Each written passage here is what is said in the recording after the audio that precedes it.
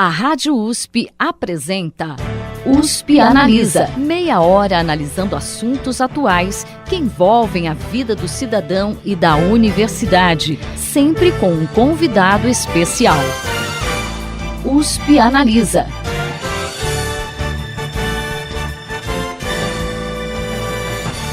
É praticamente impossível imaginar a vida atualmente sem estarmos conectados à internet.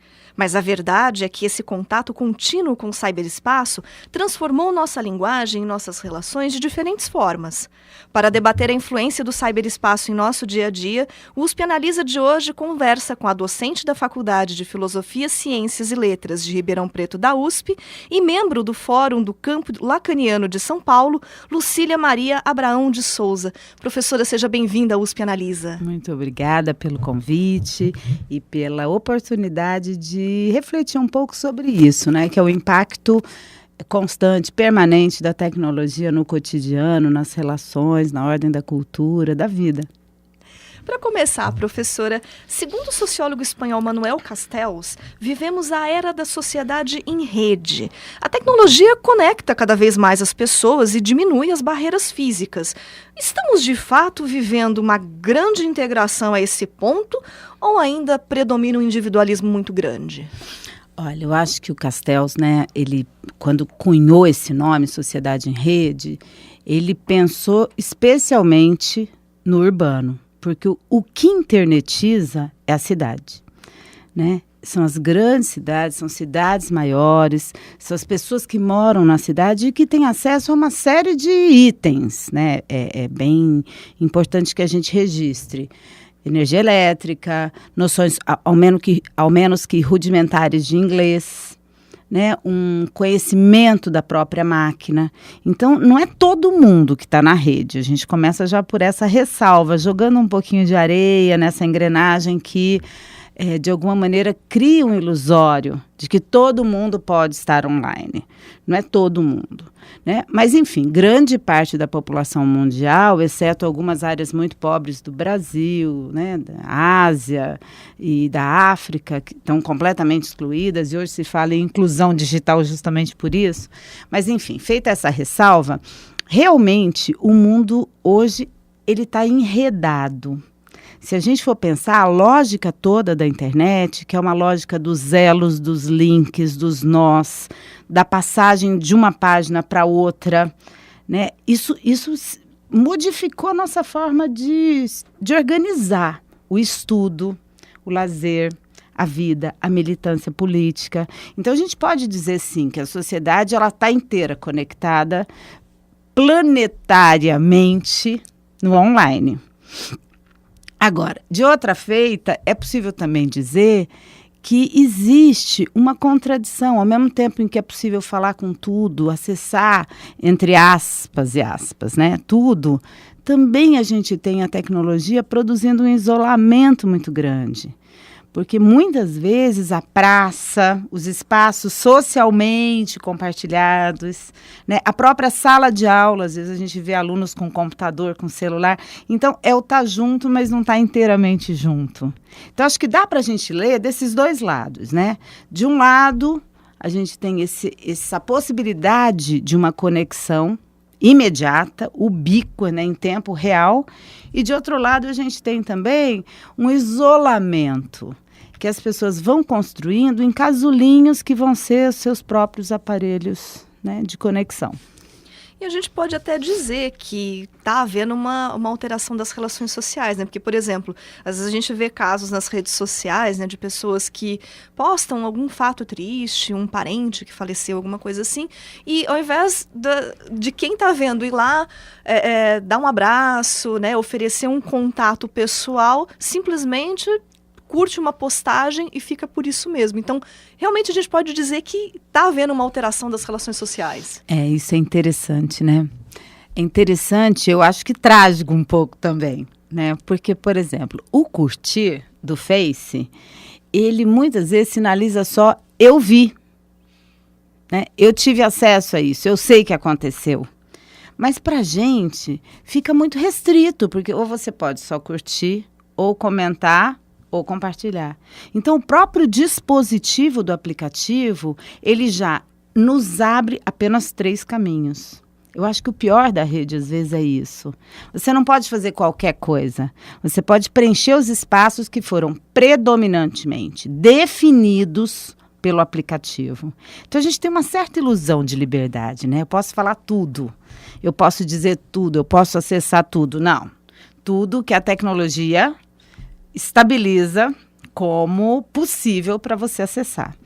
Então, a gente começa a ter algumas distorções, se é que a gente pode dizer assim, ou alguns efeitos novos.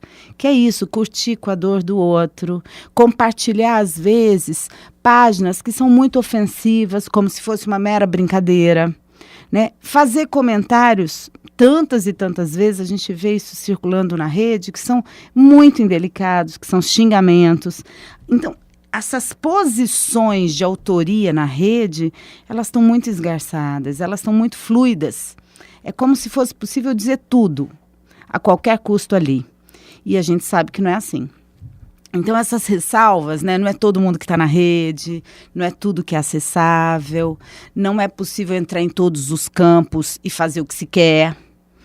E também não é possível ao sujeito, muitas vezes, outro caminho que não aquele de se situar como o outro quer. Né? Então, eu vejo que tem 300 curtidas do velório de não sei quem. Eu vou lá e curto também. Né? Eu vejo que um monte de gente pôs lagriminha de chorinho porque tem uma notícia sobre a Amazônia. Às vezes não me interessa tanto ler, pensar que regiões de poder estão em disputa, né? Como aquela notícia foi dada, quem escreveu aquilo. Tantas vezes uma carinha com lagriminha aparece sem a pessoa ter lido o que está naquela postagem. Né? Então, são as contradições que a gente vai ter que se haver com elas, pensando aí a tecnologia e a linguagem. E muitas vezes até alguns comentários a pessoa não lê o que foi o texto inteiro, né, da matéria e faz um comentário com base no título, né? Então, na verdade, a gente está produzindo um efeito manada. Isso, e às vezes o que predomina é um efeito de senso comum também, né? SOS Amazônia, peraí, e todo mundo começa a usar SOS Amazônia, replicar, porque fica parecendo que é chique, que dá um status, que tem uma onda meio da moda, né, de SOS Amazônia. Mas produzir uma reflexão política, histórica, discursiva sobre isso, dá um trabalho que no apressamento da navegação, ele muitas vezes não é possível. Por quê? Porque na rede, o online te convoca a uma pressa, a um trânsito, a um tráfego tão acelerado e tão descabido, às vezes, né, de sair curtindo, um atrás do outro. Você vê gente que curte. Não é possível que leu para estar curtindo tanto assim. Né? E isso é uma convocação. As redes não querem parar de falar. E por isso também você tem aquele gerúndio, no que você está pensando, o que você está vendo, o que você está fotografando, diga alguma coisa. Por quê? Porque é altamente lucrativa essa engrenagem da tecnologia. Ela rende hoje cifras altíssimas. Então, ter acesso aos aplicativos, comprar máquinas, que eu brinco que são as rocas de informar e comunicar cada vez mais, assim, tecnológicas, com mais recursos, estar em todas as redes, em todas as plataformas. Isso é um imperativo das grandes transnacionais de comunicação, de entretenimento. Então, o sujeito se afoga numa pressa ali, sabe? Tem 2 autores que eu gosto muito, que é a Maria Rita Kell, e ela tem um texto com Eugênio Butti, em que ela vai dizer assim, que nós vivemos um gerúndio interminável. É como se eu precisasse o tempo todo tá falando, tá entrando, tá não sei o que. Percebe? A necessidade de continuidade, né? Não, e de estar ali ligado. Você não pode estar mais off. É um imperativo. Né? E são situações, às vezes, cotidianas, que você demora um pouquinho para responder uma mensagem, pouquinho para curtir uma coisa, para comentar ou para dar um retorno. Né? Como assim? Isso é inadmissível. O WhatsApp é outra tagarelice absurda online. Né? Então, acho que a gente tem que tomar um pouco de cuidado e ter uma ressalva frente a isso.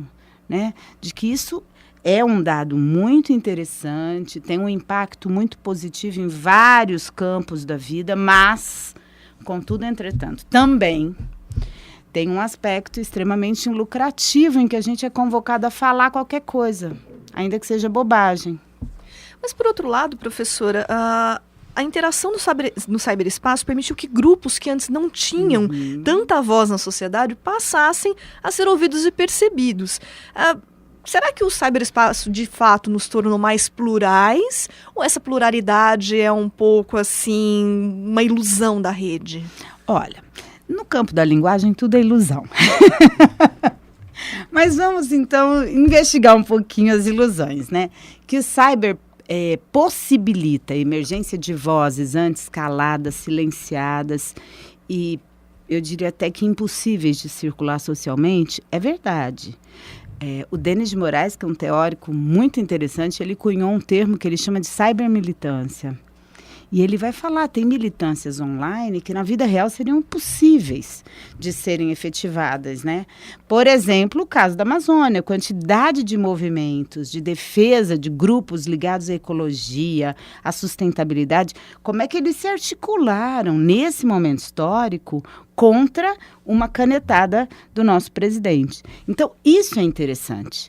Afora essa militância mais ligada ao político, a gente tem espaços de resistência que são muito preciosos. Por exemplo, toda vez que a gente analisa, ouve, assiste a uma reportagem sobre as comunidades cariocas, a gente sempre vê pela lente do repórter que está junto do lado da polícia entrando no morro. É difícil a gente ter uma equipe de reportagem lá visualizando e colocando em circulação a entrada da polícia. Hoje a gente tem comunidades inteiras conectadas em rede com o celular filmando ou o abuso, a violência policial ou a forma coercitiva como a polícia sobe, né? Avaliando aquele espaço de dentro, né? Tem uma rede que eu acho maravilhosa, chama Comunidade da Maré. São várias comunidades, é a maré inteira. E você tem ali coisas que a gente olhando, a gente diz, não é possível que exista. Por exemplo, concursos de fotografia, oficinas de poesia com a publicação, oficinas de moda, desfile, concurso de rap, os próprios sambas enredo. Quer dizer, você vai vendo como a comunidade tem ali uma organicidade, uma vida cultural que não circula, né, nas grandes corporações de mídia. Então, isso também é interessante. Existe uma outra possibilidade que eu também vejo como muito positiva, que é o enlace científico entre pesquisadores, né? A gente pode fazer hoje pesquisa contando com outros grupos que estão em lugares muito fora do nosso alcance de visitação direta, né? Participação em bancas, a participação em colóquios, né? A troca por Skype, as coautorias que ganharam outra velocidade. Então, eu acho que, assim, num campo da resistência política, num campo da expressão de um grupo socialmente excluído, ou no campo do fazer científico, esses enlaces são muito possíveis, né? Agora, o tudo é que é um problema para a gente, né? Porque o tudo é no campo da ilusão. E o que a rede nos vende, o imaginário que perpassa a produção do cyber, é o imaginário de um empoderamento quase que total, de uma completude, né? Isso a gente precisa ter cuidado. Mas, ao mesmo tempo, né, professora, a gente vê, lógico, coisas positivas, né, como esse discurso das comunidades cariocas que vem emergindo, mas a gente também vê muitos discursos ligados ao ódio, né? O caso do Estado Islâmico, né, discursos de racismo, de preconceito, que estão emergindo bastante atualmente. De que forma que a gente pode explicar esse fenômeno? O que está acontecendo para emergir esse tipo de discurso na rede? Essa pergunta, eu acho que ela demanda, assim, muita reflexão. Muito momento para a gente pensar, porque eu acho que a gente está num momento em que isso aparece. E isso é chocante. Porque o que eu acho que é mais chocante é assim, eu tenho uma hipótese, sobre isso. Na vida real, a gente tem muito pudor em falar certas coisas, ou tem algum pudor. Né? As situações de racismo, de ódio, de intolerância, de extermínio, elas são execradas. Elas não são, assim, pactuadas como socialmente aceitas. E eu acho que a rede, quando tira o corpo de circulação, ela cria um imaginário de que, assim, dá para fazer qualquer coisa. Eu posso zoar, brincar, tentar, eu posso propor, né? Qualquer coisa da ordem da violência ou da aberração, né? E isso assim, eu tenho trabalhado com a hipótese de que o corpo, ele nos situa socialmente, ele dá um breque. O corpo, a presença física do outro, né? É uma possibilidade de um encontro que precisa de uma certa preservação, de um certo cuidado. Quando eu estou sozinho em casa, eu não tenho esse corpo do outro. Eu tenho uma tela. E uma tela que, aparentemente, me protege de uma certa identidade, de um certo corpo, de um rosto. Então, é como se ali eu pudesse soltar todos os demônios e colocar as pulsões de morte mais violentas em circulação, né? Aqueles impulsos mais destrutivos em trânsito. O que me assusta é que, por exemplo, isso às vezes vem de sujeitos navegadores que a gente teria como acima de qualquer suspeita. Um caso que me ocorre lembrar agora foi dos alunos de medicina da UEL. Né, um conjunto que criou, eu não me lembro qual plataforma que era, não me lembro se era no Face, no WhatsApp, enfim, criou no Orkut, agora são tantas, acho que foi mais né? recente, professor. E eles criaram e começaram, eram todos residentes ou quarto e quinto anistas e tinha um médico. Eram todos profissionais de UTI, eu não me lembro como que era, mas enfim, trabalhavam com pacientes muito debilitados e terminais. E eles começavam a fazer chacotas das secreções dos pacientes, do peso, do tamanho, de partes do corpo, né? Ao mesmo tempo produzindo enunciados com conotação sexual ou erótica, sabe? Uma coisa tão abjeta que quando a gente lê, a gente fala, meu Deus, de um médico, não. Né? Que posição é essa que a rede imaginariamente nos permite, em que eu sou blindado do jurídico, de qualquer consequência da lei? Isso é perigoso. Isso eu acho, assim, eu teria outros tantos exemplos, né? A gente vê circular de racismo, de ofensa, de difamação, né? Quer dizer, o que é importante a gente pensar é assim, que posição na minha casa, com a minha telinha do computador trancadinha, defendida, que posição a rede aparentemente me confere que parece que eu posso tudo, que eu sou uma super mulher, um super sujeito e que ninguém nunca vai me sacar, não vai perceber que foi eu que fiz. E, portanto, eu não tenho que sofrer as consequências de um Estado de direito. Né? Essa é uma reflexão super pesada assim, da gente fazer. E estou me lembrando agora, eu dou uma disciplina na pós-graduação sobre esse nome, com esse nome, né? É Sujeito do Discurso nas Malhas do Digital, aqui na pós da Psico. E teve um ano que os alunos pediram para fazer o seminário, que agora eu não me lembro o nome, mas de uma rede que tem dentro da rede, que é uma rede que eles falaram que é assim, trash, uma rede lixo. E aí eu falei, beleza. E eles apresentaram o seminário, né?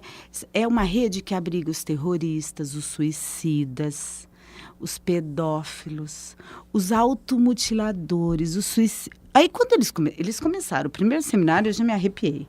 No segundo, no terceiro. Aí eu falei, gente, não é possível. Porque aí você tem o que é de mais obscuro do ser humano em circulação, né? E custo a crer como que isso é possível de estar ali. Como é que as pessoas mostram isso?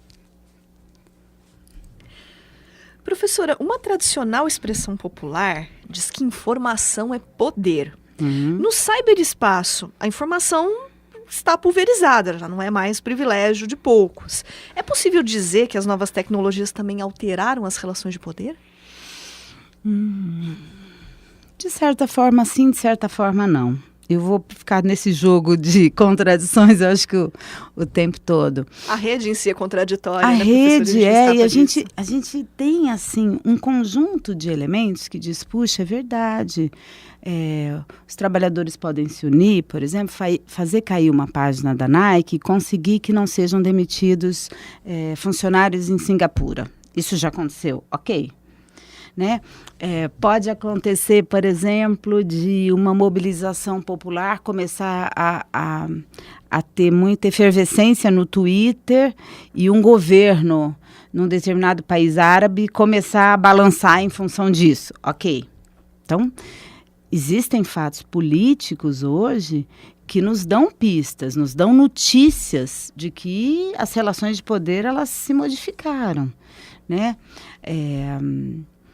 A polícia, em alguns casos, tira os celulares, né?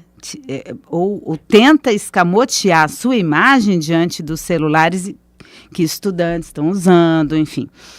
No entanto, também é preciso dizer que uma explicação técnica do tipo: os cabos de fibra ótica se romperam no Mediterrâneo, fez com que, num determinado momento, a Síria ficasse sem internet. O Egito ficasse sem internet. Então, o nosso poder, é isso que eu acho que assim, a gente tem uma ilusão de autossuficiência, mas, na verdade, quem detém realmente o poder de permitir ou não o acesso são as grandes corporações de tecnologia. Eu estou me lembrando agora de um fato que foi agora recente, questão de 2 anos, eu acabei escrevendo sobre isso.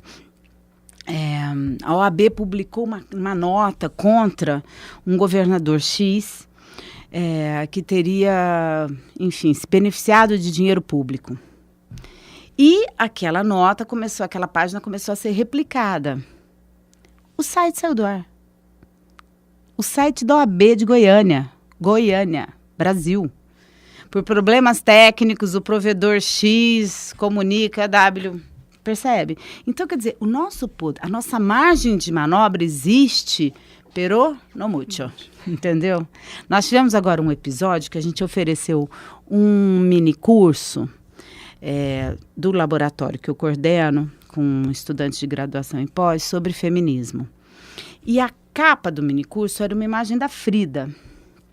E nós fizemos um evento no Facebook, né? E a foto de centro era uma montagem com vários quadros da Frida. E um deles, ela estava com os peitos, eu não sei se vocês lembram, é um quadro em que a coluna dela está toda como um cano de aço e tem uma suposta aparência ou mais evidência dos seios. O Facebook não nos autorizou a publicar isso, porque era pornografia. Então, quer dizer, você não pode fazer, você vai até um limite. O que eu acho que a gente tem um pouco a ilusão na contemporaneidade é de que a gente pode ficar tagarelando muito, fazendo 1000 gracinhas. Vamos fazer macaquices. Mas se essa relação de poder se alterar muito, você fica sem seu celular, o WhatsApp sai do ar, o site cai, a fibra ótica se rompe, o sinal desaparece e por aí afora. Professor, e as relações amorosas, né? A gente falou aí da influência do cyberespaço em vários tipos de relação, mas no caso das relações amorosas, atualmente a gente vê uma popularização de aplicativos, né, com esse propósito. A gente pode dizer que está vivendo uma mudança na linguagem e nas representações do amor também por interferência do cyberespaço? A gente pode dizer que love's in the air, né, na rede. Eu acho que sim, porque já que está alterando tudo, né, e que já que tem em curso um dispositivo de funcionamento, uma operação simbólica diferente, as relações afetivas não ficariam longe disso, muito menos os encontros sexuais, né? Então, eles também são afetados. Agora, é importante a gente pensar como, né? E eu tenho acompanhado, enfim, oriento um doutorado sobre aplicativos de relacionamento, já escrevi algumas coisas sobre isso. O que parece é que também nessa onda do consumo, você tem catálogos humanos em exposição, catálogos de corpos em exposição. Né? Não vamos aqui fazer uma avaliação moralista se é do bem ou do mal, se está na lógica. Não. O que você tem é o excesso de corpos com medidas tais, com características tais, né? Em exposição. Isso é um bocadinho diferente do que existia antes, né? Que era no calçadão, na praça, que o bombado punha uma camiseta meio regata e fazia festa. E hoje você tem na palma da mão aplicativos para todos os gostos, por assim dizer, né? Aplicativos muito variados. O que me causa um certo estranhamento é como um corpo há de conseguir consumir tudo isso. Porque é muita oferta.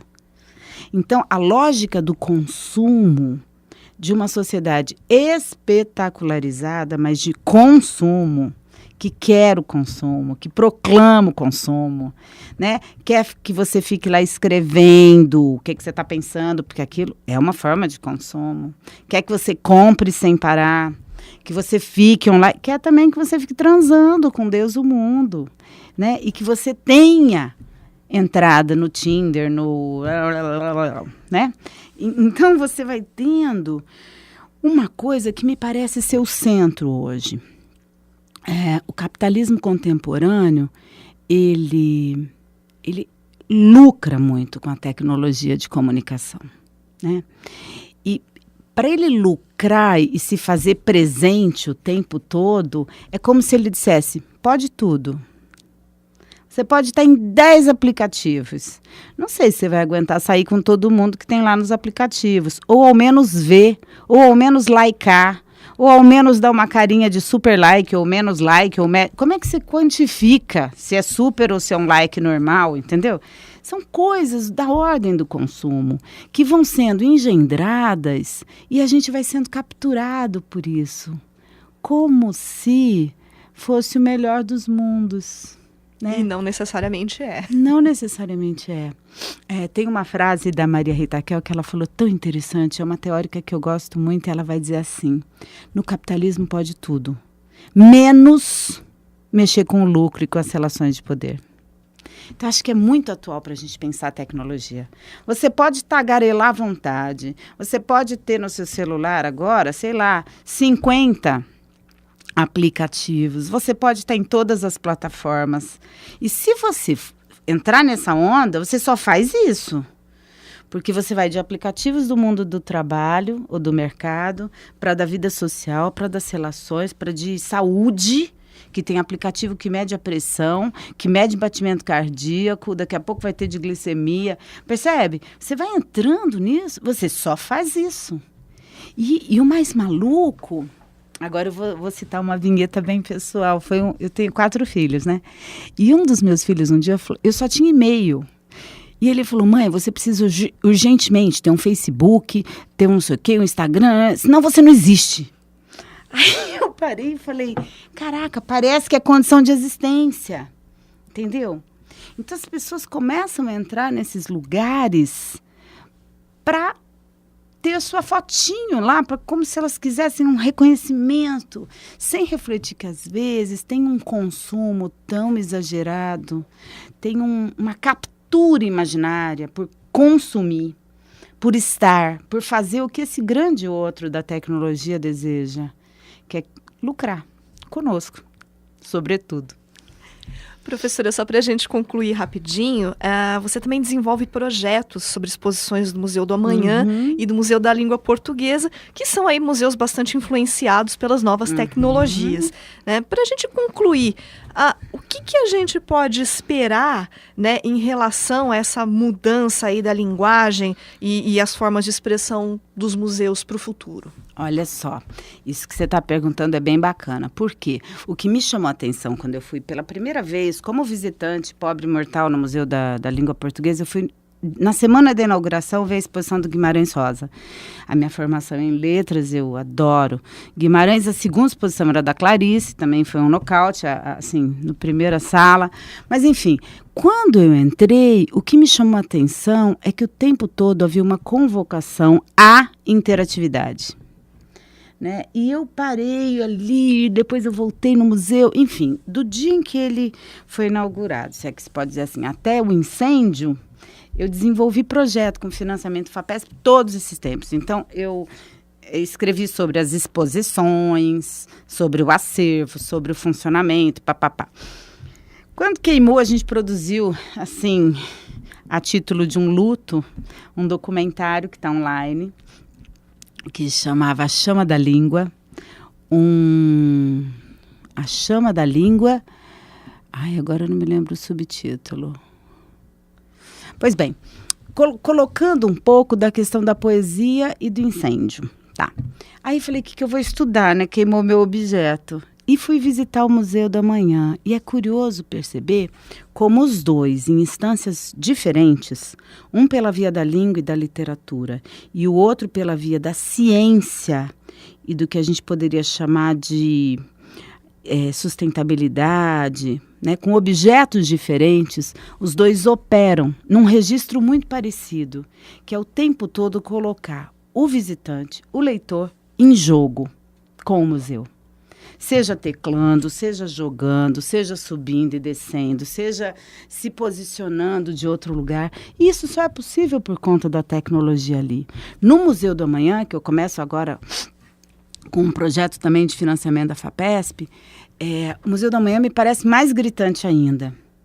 Porque você tem o globo alimentado por imagens, não me pergunte muito como tecnologicamente, mas enfim, as imagens vêm de satélite e mostram tudo o que está acontecendo no globo naquela hora, tipo vento, movimento do mar, movimento de água, onde está o sol. Então você fica olhando aquele globo se mover, vendo tudo o que está acontecendo dentro dele, como se você estivesse fora. Aí você entra num outro lugar que são totens imensos, com tecnologia de atualização dos números de quem está nascendo, quem está morrendo.